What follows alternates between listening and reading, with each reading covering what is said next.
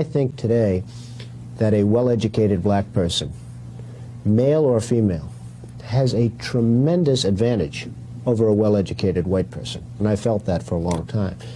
And I hope that anybody in the audience that's black and is watching can hear me say this. And I'm talking now as a person that employs thousands and thousands of people. A well-educated black has a tremendous advantage over a well-educated white in terms of the job market. And I think sometimes a black may think that they don't really have the advantage or this or that, but in actuality, today, currently, it's a great, I've said on occasion, even about myself, if I was starting off today, I would love to be a well-educated black because I really believe they do have an actual advantage. Okay, so let's focus and let's try to talk outside of politics when it comes to Donald Trump. Let's put aside all his political beliefs. And let's just take a look at how he felt about black people before his presidency, before even getting into the politics. These are videos he was making before some of you were even born, or when a lot of you were just teenagers in the 80s. But we want to focus on the negative side of what, yo, look what he doing today, look what he doing today. Okay, let's talk about today when it comes to white and black. So the black man always got this thing, slavery in the past and what the white man is doing, and the white man is holding us back. Where is this fucking magical white man? I want to see this white man. I never met him. I keep hearing people talk about this because it's one man. They saying the white man, the white man. They don't say white men or the white race, white people. They just say this white man. And I know this motherfucking white man been around for a long time. He got to be old as shit. He didn't die yet. That one white man that y'all been saying holding us back as black people. Just look at the other side of things, right? And when I got to take a look at this side, I said, oh shit, we holding ourselves back. I worked at a job called 2 Trees. 2 Trees is a company that was based in Brooklyn. 2 Trees owner, I don't even remember his name, but I know when I was doing a construction on a construction site, I used to see this white man. Yeah, the white man. I see this white man come on a construction site, right? And when he come, everybody's at attention. People are working extra hard. People are doing shit. And I'm like, I'm working. I just stopped. I said, what the fuck? And I'm looking around on the site. And I'm like, why is everybody acting like this? What is it? And I look down and I see the white man. He got on the button up, no name shirt. Button up, wrinkly shit. Hair is in disarray. Gray, stubby kind of little beard. He got on some old ass Wrangler jeans. You know he bought them shits at Walmart. And his Uptown Nikes is black, dirty, flipped up, and he's in a Mercedes-Benz truck, right? And he pull up and he throwing his hard hat and he's just walking around talking to people, taking a look at the work being done. Now this site that we was working on is in downtown Brooklyn by the Barclays Center across the street. It's called BAM. I helped build that building and cut a whole lot of weed bars. But when he used to come through, I questioned him one time. I said, yo, how do you even start the business? How you got into construction? How did you do this? He said, I took my last $10 million. I said, $10 million, your last 10, huh? He took $10 million and asked all of his friends to help invest with him down in Dumbo in Brooklyn. All his friends said he was crazy. They laughed at him. They was talking behind his back. They was saying all kind of shit because it was mostly like industry down there, warehouses. He went down there and built the first building. People moved in. He built 2 buildings built, and now he owns Dumbo. He owns Domino Sugar. He owns everything. This man is good friends with Donald Trump. I say that to say this, right? He had a dream. He didn't allow nobody to stop him, and he pushed forward. But at the beginning of the story, I told y'all how he looked. This white man looked like he was broken than your average black man. So white people, this is what they do. If you ain't got no white friends, you better go and get you some. A white lady you know, a white guy, you better get a white friend. Because white people have paved the way. What are you talking about? White people paved the way.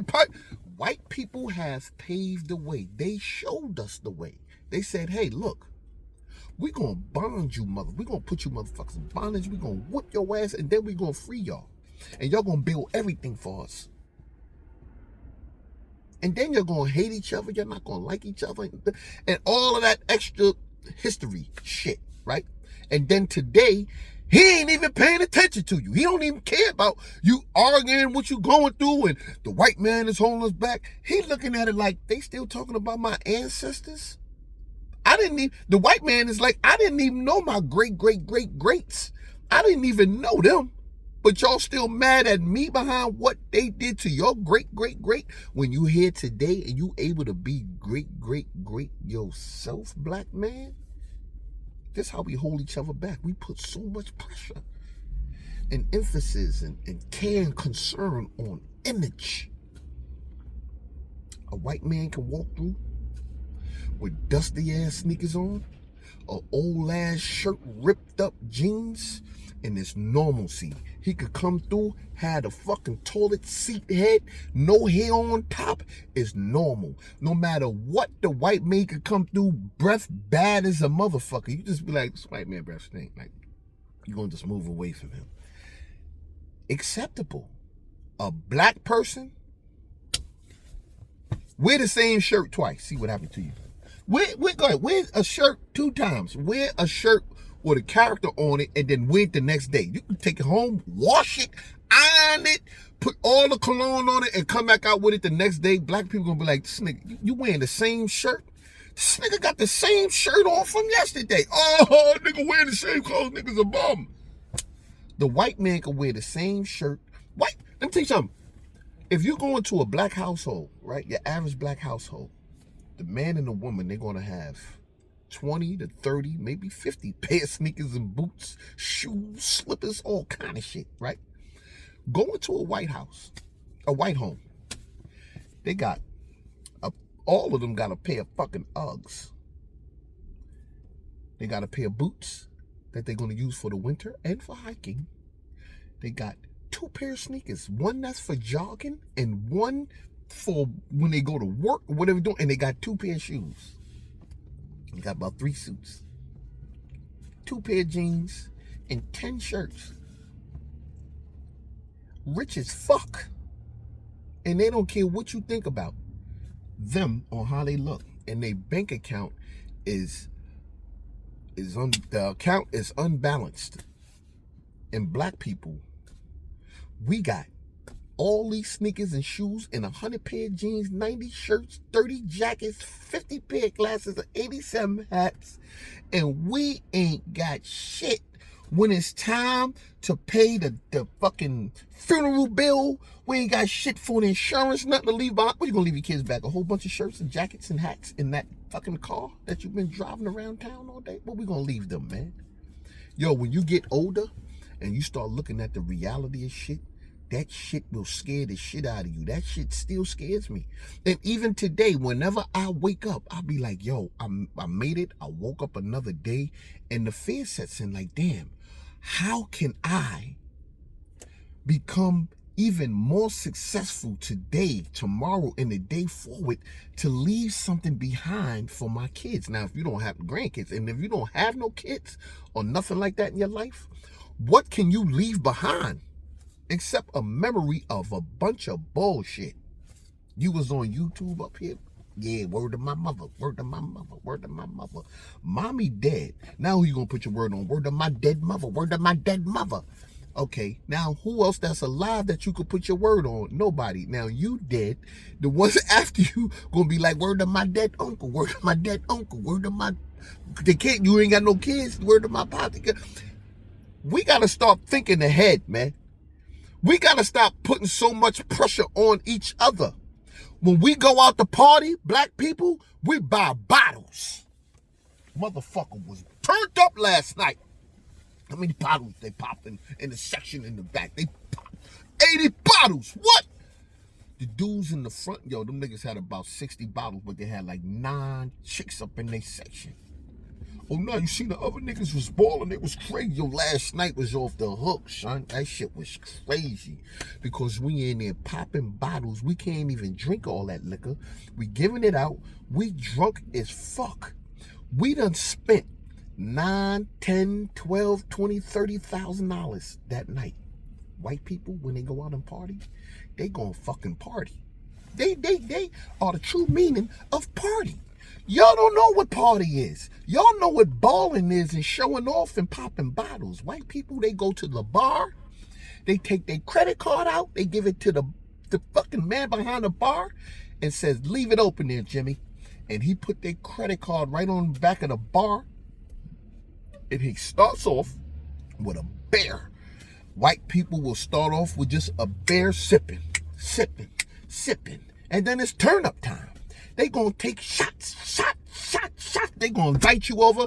Hey, dude, come over here, man. You wanna take some shots? They gonna shoot themselves to death. And they gonna be fucked up. They gonna dance. They gonna party. They gonna sweat. They gonna be funky up in there. But guess what? You spent $15,000 one night. They spent $180.67 on shots. When the party was over, you left. You went back to the projects, the apartment, Nana, auntie, grandma, and your baby mama house. They left and they got in the Uber and pulled up to the driveway or to their fucking condo and walked in the building. They drove home safely in the Uber. You got back behind the wheel of your Porsche, your Bentley, and all of that, and you was going back home and you all drunk and fucked up. So who's holding who back? Who's thinking smart and playing the game right? Because the next morning, right, you get up and go to work. He gets up and go to work. You was partying in the Bronx. This dude was partying in Long Island. And then when y'all both meet up at work, this is your supervisor and you working for him. And you tired of this fucking job. Not even knowing you was just out last night popping bottles, spent thousands. He was out and he just spent $100 and something.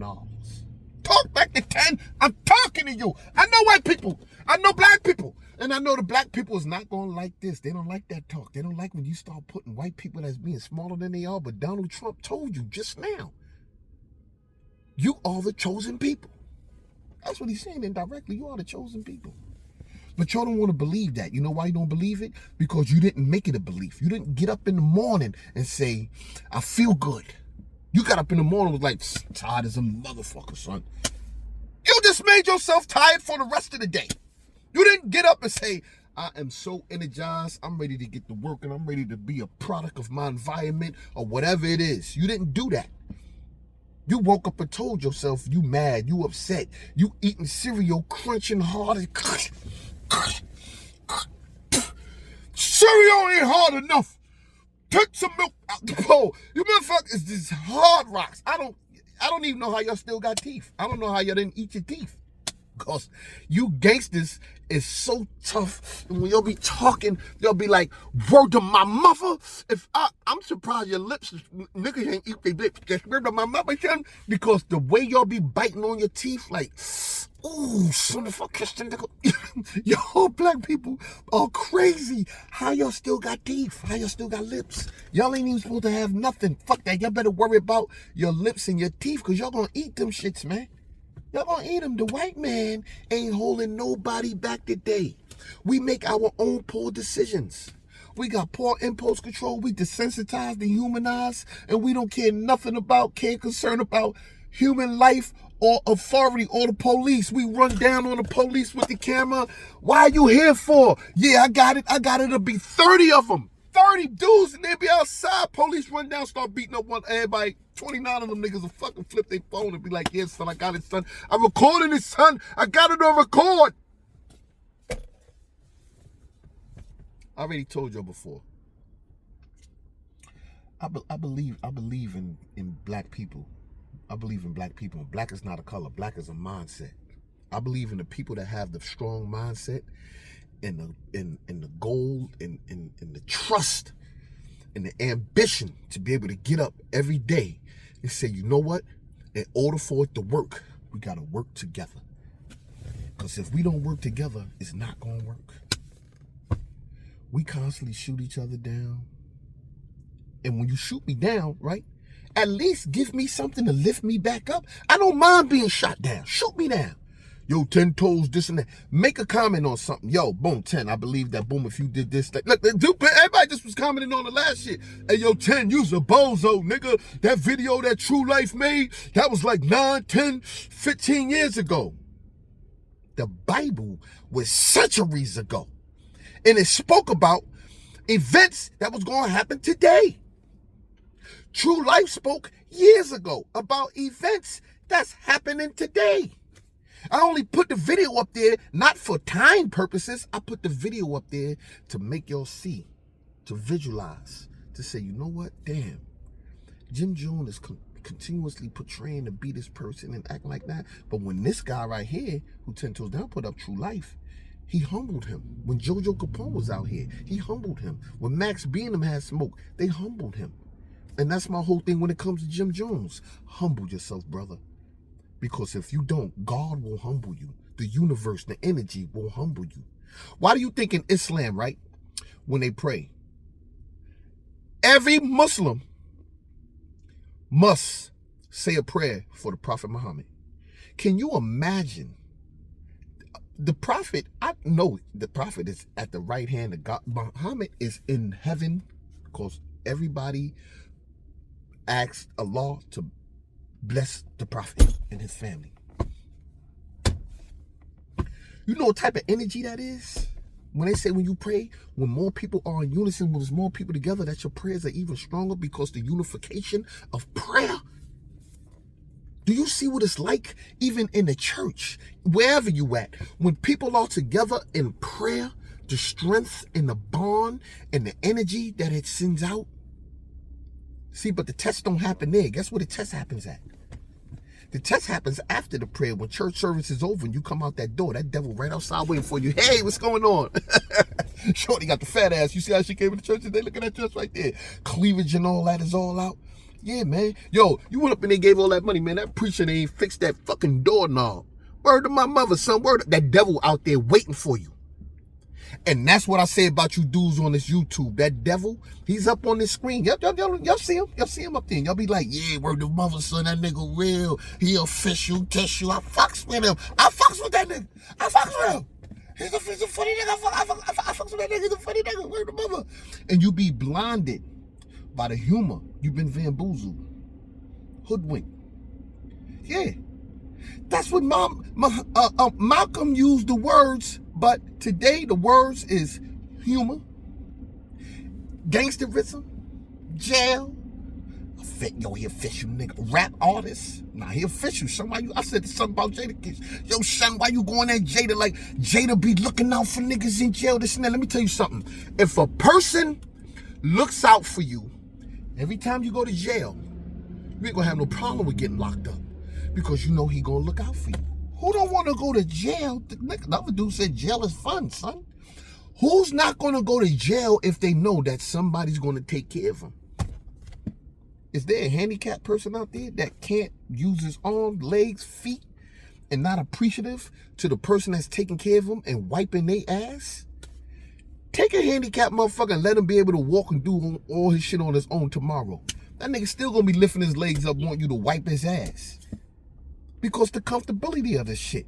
So these dudes out here, y'all can't box with the God.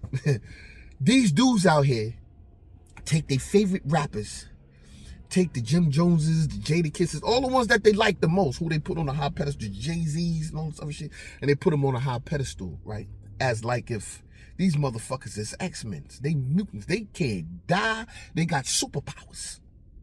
And when they just regular human beings, they get sick, cough, sneeze, fart, burp, just like I do. And that's why I don't care nothing about them. But when it comes to me, right, I don't try to shoot them down as in a disrespectful way. You know I'm about accountability. I want to send a word out there, a message to you. But most importantly, I want to see you one day.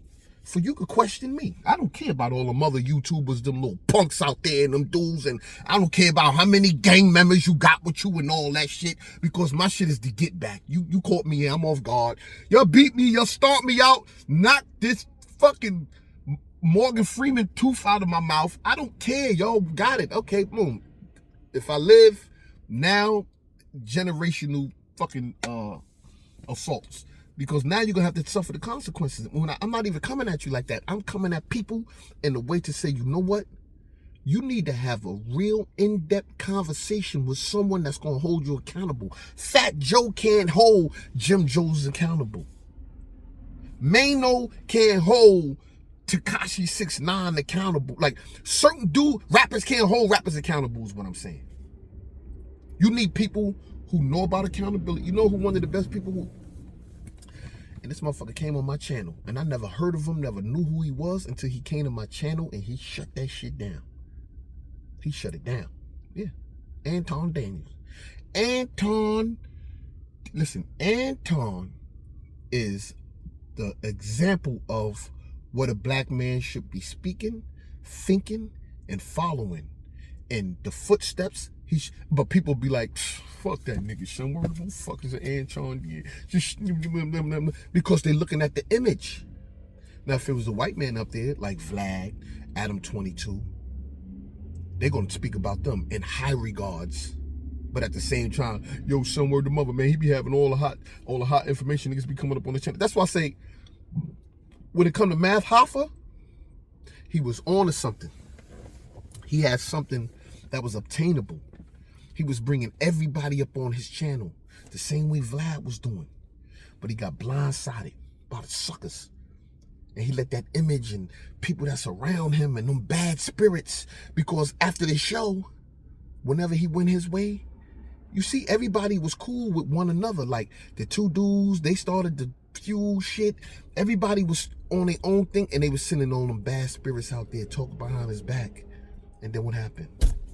He had to start getting rid of people, start dropping people off. But it ain't nothing to rebuild. Sometimes you gotta fucking knock that house down and build a whole new foundation and start all over. It ain't like it can't be done. So that's why I say with him, he was on the road to riches and to surpass Vlad and the Adam 22s. But he wasn't following his purpose, his spirit.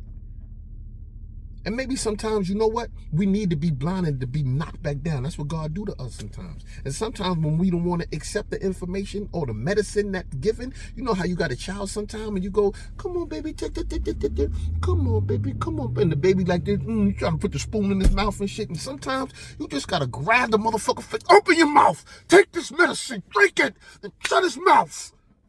Now get better. And that's what we got to start doing with black people. We're going to have to start doing that with one another. You don't want to take this medicine? Come here, motherfucker. Take this medicine. We don't need to be shooting each other down with the medicine. We got to tell them, listen, this is the cure to your disease. You suffer from mental health. You got a sickness. When it comes to Jim Jones, he got a mental health problem. He got a sickness. His father wasn't there. You can see how his mother is and how she's out there in the streets and wasn't raised correctly, and he wasn't raised correctly. He said the first person he kissed was his mother. You know that mentally he has mental health issues. So I believe that we as a people have to hold Jim Jones accountable. Don't shoot him down to kill him. Shoot him down to lift him up and let him see like, yo, you know what? This is what the light looked like, bro. This is what it looks like if you was to drop your flag. This is what it looked like. Even if you wasn't to drop your flag and talk to people, let them know the importance of dropping your flag and allow the people to say, well, why you ain't dropped your flag yet? And now you could just show the people, bam, it's dropped. So now what y'all got to say? That's going to force them to drop theirs, right? But people don't see it like that. They don't see it the way 10 Toes Down see it. That's why I say talk back to 10, get my comment section, and stop that goddamn white man prison.